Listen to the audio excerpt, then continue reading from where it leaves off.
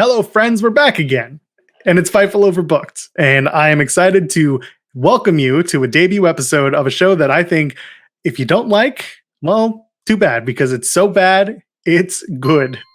I'm here with Josh Robinson. Josh, how are you doing?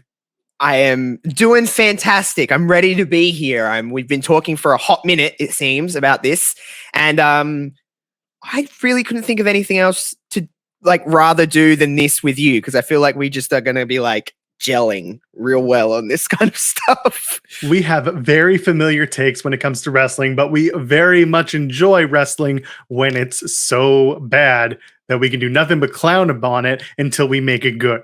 So, with that in mind, are you ready to dive into the first topic of So Bad It's Good?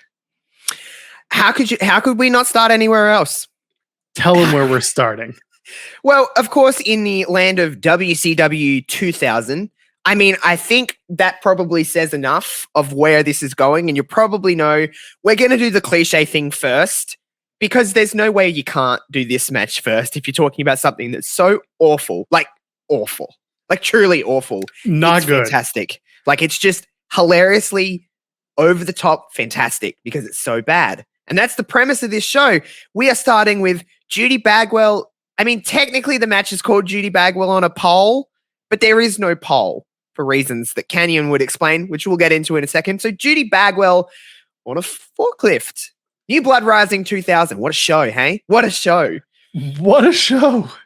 That was Canada's second ever WCW pay-per-view. And that's what they got. That was the first time they've ever been to Vancouver in that regard, on a TV show like this. Oh my God. I couldn't tell you. Now, I could be wrong. You are a Canadian man, so you'll come out with facts here, but I can't tell you the amount of times I recall seeing too many pay-per-views from Vancouver in general. They did Rock Bottom, that WWF pay-per-view in 98. 98. I don't think the St. Valentine's Day Massacre was no, that was St. Louis. They did a pay-per-view in Edmonton. That was after a certain person won the world title in 2004 at WrestleMania. Other than that, Vancouver doesn't really get a ton of pay-per-views. They get some TV and they get house shows, but they're not a super strong market when you've got Seattle and you got California. You've got when you go down the coast, there are places that are more they're bigger places to hold these events. Bigger markets. Thank you. That's the word. We've been I knew you were going there. I lose words. Yeah, I knew where you were going. But yeah, Vancouver is not really something that I remember. Vancouver, we're in for New Blood Rising 2000. Of course, is in Vancouver. They had to have a reason to do it. They must have gotten a deal on the venue or the timing, because I think this is August 20 of 2000. Something had to have happened that they were oh, we're going to go to Vancouver. Oh, you know what happened? WCW 2000 happened. That's true. Vince Russo was let's go put everyone in the West Coast, bro. And then everyone was I don't think that's a good idea, Vince. He's I don't care. I'm the man around here. I'm going to book this territory to my best, including where we're going to go. So they went to Vancouver and they had Judy Bagwell on a pole, but it was really Judy Bagwell on a forklift. Yeah. Before we get to the match, let's dive into the story of this, because I think we need to set the table here, because, we've got our meat and potatoes ready, but we need to have our vegetables, and we need to eat that first. Get that out of the way, I guess, so you can get to your main substance of your meal. Please set the table for us. See, when we're talking about this, getting ready, getting prepared, I threw out a little thing of I'm pretty certain this happened and she was on a forklift because Canyon stalked her and kidnapped her. And you were surely not. No. Well, we did some. Well, Joel did some research because he's the facts man. He's the research guy. I'm just here for the good looks and the idiosyms. But it's really what happened. Yeah. I sat there and I did this and I researched it and I said, there's no way. I remember this. I remember this story. I remember parts of the story. Turns out I did not remember the part where positively Canyon had to stalk and kidnap and apply her to a forklift and have a match wherein Buff Bagwell had to win her back. And if Canyon won, she would become Canyon's new valet. So basically, we're talking not just illegal kidnapping. We're also talking about human trafficking. And like no one in WCW wanted to deal with that.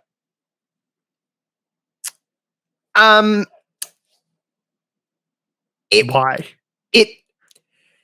When you talk, I mean, I don't even know how to put this into words because. No, please try. I beg of you, try. I'll try to wrap this up in a nice little bubble to really justify why Kanyon was doing this, because he wasn't just stalking her and kidnapping her for no reason. There was a reason behind his actions, and that was to get inside the head of Buff Bagwell, which is, of course, is the son of Judy Bagwell. I don't want you to take this the wrong way, but like what head? Like there's not that much real estate in there, right? It can't be. Can I prove my point? Yeah, go for it. If you buy a cameo from Buff Bagwell right now, did you know that Buff will also give you his personal cell phone number? I don't know if that's the best thing I've ever heard or truly the worst. Try it. Try it. If you have the means and you're really curious, don't be like, hey, Buff, please shout me out and give me your phone number. No, just be like a regular cameo. Or alternative, honestly, if you want to save a few bucks, go listen to the We Watch Wrestling podcast. There's an episode where they actually got the Buff cameo and he gives the phone number and it's on the air. Anyway, just something to keep in mind. Cameo, Buff Bagwell, he'll give you his cell phone number. Tell me that's smart, Josh. Go ahead. Tell me that's a smart idea. Go ahead. You know, as a public figure myself, I don't think I would put my phone number out to the world. Especially, you know, Buff is well, he lives a very different lifestyle now to being a professional. Well, is it really that different? I don't know. Come on. Is it really that different? I mean, you're in minimal clothing. You're making towns. On the road, making, you know, pay per appearance, I guess, in some cases. Getting paid cash. If you're, you know, the independents, it's the same. Yeah. So really, is it that different, Joel? Really? Maybe not. And we're not judging him making money. No, God, no. But make money however you will. Back to the cameos and the phone number. I don't think I would personally do it, but each their own. Maybe he wants to build some new friendships with his lovely fans of his work. So I'm not going to sit here and say don't do it, but also don't do it. So anyway, that's what's going on. Kanyon is in Buff's head by going through his mother. As one does. Lovely lady, by the way. Judy was involved in a lot of stuff. If you just type in Judy Bagwell, WCW on your favorite streaming platform, whether it be the network or whether it be YouTube or whatever it may be, Judy's involved in a lot more stuff than probably any of us will actually remember. She's involved in a lot of BS. She was involved in a boxing match between Buff and Rowdy Piper. Easy for me to say. Honestly. Woof. They had comically large boxing gloves too. But yes, she's involved there. She's involved all over WCW. It was crazy. We might do a Conrad Thompson style breakdown of Judy Bagwell's 2000 before much longer because she's in a lot. Josh, tap me up. But anyway, we can't be remiss without pointing out the amazing work that positively Kanyon does to get us here into this match and the match itself, because Kanyon himself was one hell of a wrestler and one hell of a promo. True. Very true. Kanyon's work, all jokes aside, was actually really, really good. Yeah. And I know Kanyon come into light a few months ago back when Dark Side of the Ring came out and they learned a lot about his life and all of that kind of stuff. So no disrespect to anyone involved in this, but I wouldn't say this was his finest match. Probably not, but at least he had it. So like you said, Kanyon is coming out to the ring in a forklift, wearing a hard hat because safety first. There you go. Yeah. And he's got Judy kind of tied up with wrist locks onto the back of the forklift, and he's like driving this thing out, honk honk beep beep, and the crowd is eating it up, and he's coming out to DDP's music, which makes it even better, and he starts to hoist the thing up. And remember, this was supposed to be a Judy Bagwell on a pole match, not a Judy Bagwell on a forklift match. Why did they change it? Because WCW. Because WCW. There's Vince Russo. That's why they changed it. it's very WCW of that time to advertise something and then not really deliver on what you're advertising. And this was one of them. I will say, though, Judy Bagwell looked very, very good. She was dressed elegant. Very nicely. Yeah, that's a classy lady. Even when kidnapped and stalked, she still looked her part. So props to Judy in that respect. Good for her. Do you think Canyon let her get all dolled up and nice? Yeah, why wouldn't he? He wasn't. I'm not going to speak for Canyon. But I don't think his motivation was to hurt Judy. It was to just get at her son. He didn't, want any. He, made sure that she was fed, clothed. Maybe she was the mother that he never had. Oh, we really diving into something here. Maybe, who knows? Maybe we are. But instead, why dive into something so deep and meaningful when we have a really good wrestling? Oh yeah, so that happens. So drives. I think you forget the part where Canyon drives her out on a forklift and then says, "There wasn't a pole big enough for this big old battle axe." That is Canyon's words, not ours. No, we just want to not our. Not our words. Just that's what he said. I don't really have a comment on that one, but I'm just going to say at least Canyon was worried about her safety. Sure. By tying her to the parts of the forklift and raising the forklift to the ceiling. All right, let's just analyze this. I'm going to try and do this on most episodes of this show. Just a little, dive in behind the scenes here.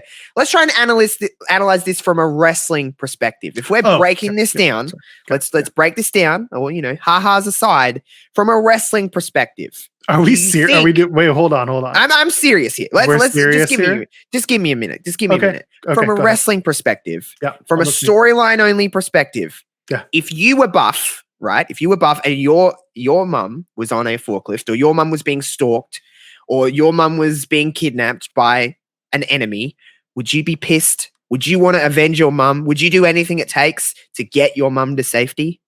If I were buff and I were the stuff and the girls could never get enough and my mother was kidnapped, maybe I would make an effort to avenge and save her. So, in that respect, isn't what Canyon's doing working? Touche. I push back with, why wasn't she on a pole? Because he was worried about her. Because he didn't want to hurt Judy. He wanted to hurt Buff, but he didn't want to hurt Judy. But he didn't want to let Buff know that he didn't want to hurt Judy. The intention was there. So then Buff would have to get in the ring with Canyon. Canyon was inside his head. Positively inside his head. Knee slap of that one. How would you have put her on a pole in the front? Am I overthinking the pole thing? Yeah, I think you are, because I think you're thinking of... I'm putting the logistics together of this. How would it have worked? Would he have tied her to said pole? He wouldn't want to hurt, because you would have to be suspended. I just... Yeah. Do you have a plank and she has to stand on the plank? And that how would have worked, get to the like a top scaffold there? Almost. But maybe on a forklift. He could get... No, that forklift's not going to go very high. No, it doesn't go I don't know. high She enough. didn't look like the most athletic lady in the world, but I'm just assuming. No. I don't want to assume, but... Dressed very elegantly, though. Elegantly, yeah. I couldn't imagine it. I don't know. Could she... I don't know. Maybe he was going to do that and then realized she could do that. He said forklift will do. Yeah, fine. And then that was good enough. And he just grabbed some twist ties and tied her up to the forklift and then had a match. Yeah. Canyon at one point hits a canyon cutter, and that rules. I like that. That's probably the high point of this match. Because after that happens and Buff kicks out, something happened that I don't think you or I ever remembered happening ever in the instance of this entire feud ever, or in Vancouver. And that's former WCW heavyweight champion David Arquette showing up. What? Yeah, I'm not going to lie to you. I've watched this match a number of times. I've watched this match. It's always a funny ha-ha thing to go back and watch. Feels like a top 5 for you. Well, obviously. But I've never once remembered David Arquette being involved in this match or this story. to be completely honest with you. I don't think he was even here for the story. I think he was just sent out because he was visiting backstage, and Vince Russo was like, "Hey, what are you up to?" And David Arquette was like, "I'm just hanging out." It's like, here's $2,000. Go out there and get involved in this match, bro. And Arquette was like, "No, okay, sure, why not?" Former, we want to really stress this. Former world heavyweight champion David Arquette. Yeah, maybe one of the greatest world heavyweight champions of our time, really. I think so. The man really worked hard for his world heavyweight championship. He got the accolades he deserved, winning that world heavyweight championship. Mm-hmm. And he then uses a construction helmet to blast Bagwell on the back. I mean, I would do the same. I mean, this is not going to be the last time you hear the words David Arquette on this show. But I mean, if you had the hat to use, wouldn't you use it as well? Oh, absolutely. He did the right thing. Listen, the worst thing that David Arquette did in this entire match was show up in patent. You should have just ended the sentence right there, bud. You should have just said "show up." My bad. You're right. He shows up wearing these red leather pants. They're like hot red leather pants. Like post-production zoom in with the photo of the pants that he's wearing, and it's very hot, very red, and his hair's all weird. And it was like we're talking. If you want to, I'll be the relevant hip one here. If you want to say how red these was, like I'm talking red like this, or like fire engine, like Hayley Williams 2009 red hair. Like, like that's what it was. Like look at the logo for this brand, for Fightful Overbooked. Mm-hmm. Look at the Overbooked. That's the red that he was wearing. Those are the pants. Those red pants are red as hell. Hot red. They are Kane red. Shout out to my mom who loves Kane. Thank you. We love her. The finish is a double blockbuster. I think if that's what you want to call it, it was definitely a flip. It was definitely a blockbuster on Canyon. But I don't know if it was, I don't know if it was a blockbuster on David, but I mean, we're talking about Judy Bagwell on a damn forklift. Do we really have to be technical? But also it's David Arquette. And if there's one thing David Arquette knows about, it's blockbusters. It's bumping in general. Oh yeah, no, that too. But, that's the match. Buff wins. And what does he do? He goes right to the forklift, lowers it, unties his mom, gives her a big hug, and they celebrate because that's what you do. Happy ending. We all love our mums. I guess the overlining story here is we love our mums, and shout out to them being great. And if my mum was on a forklift, I would do what it takes to get the job done and save my mum from being kidnapped. And if my mum was on a forklift, shit, I almost did that without laughing. And if my mom was on a forklift, I'd probably send someone else to save her. To be honest, me too. I'm not much of a fighter. Unless I had a construction hat, then I would be a fighter. No, even then, what are you going to do? What are you going to do? But as the Dave Meltzers of the of Fightful Overbooked, and we're going to rate, of course, this. Each episode, we're going to go through and rate our out of 5 stars, what we think this is in terms of just being purely what it is. I mean, is in terms of ridiculousness and over the topness, does it really get much better than this? It's very rare that it's better than this. What would you rate this? I would say this is like a 1 1/4. Maybe like a 4, maybe like a 4 1/4 type of deal here. I'm not giving it a full 5 stars because I don't think it's quite there. If the blockbuster was hit correctly, this might be bumped up to a 4.5 star, but 4 1/4. I am also going to give this a 4 1/4, and I would give it a full 5 1/4 if this had happened in the BC Lions place in Vancouver instead of whatever arena it was called at the time. It's now called the Rogers Arena in Vancouver. Yeah. Damn you, WCW 2000, for not running in the right arenas. You could have done it right, but you decided not to. But you did the right thing by making it to the end of this video. You're going to toss us a like now that you've seen it. You're going to also let us know what kind of crazy, so bad it's good content you want us to talk about and review. And until then, Josh, where can the people find you on the internet? You can find me pretty much everywhere at JoshRobinson_00. I'm an idiot like this all the time, so come and have a laugh. We're here for a good laugh. It's Fightful Overbooked, youtube.com/Fightful Overbooked. Hit the subscribe button. Check out another video. I am at Joel Pearl, JoelPearl. Ladies, gentlemen, friends beyond the binary. We'll see you in the next video.